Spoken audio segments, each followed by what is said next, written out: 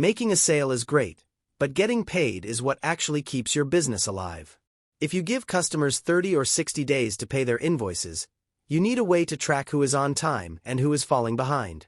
The AR Aging Summary Report shows you exactly how much money is owed to you and how long those payments have been overdue. Let's run one. To get started, look over at your left-hand menu. Click on Reports and you can click Standard Reports. QuickBooks usually keeps the most important reports right at the top.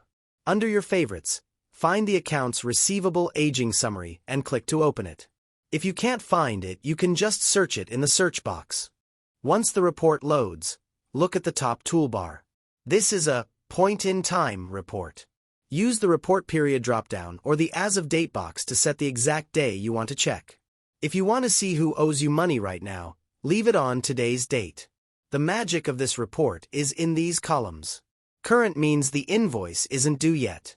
The other columns show you exactly how many days have passed since the due date. For example, we can see Amy's Bird Sanctuary is in the 1 to 30 day bucket, while Bill's Windsurf Shop has a balance that is 31 to 60 days overdue. These buckets help you prioritize which customers you need to call first. Notice the small arrows next to the customer names? If you click those, you can expand the view to see the specific invoices making up that balance. This is perfect for when you're on the phone with a customer and need to reference a specific invoice number or date.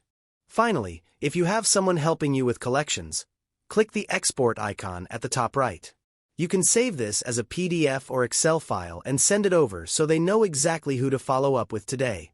If this quick guide helped you out, drop a like, subscribe, and consider hitting that join button to support the channel.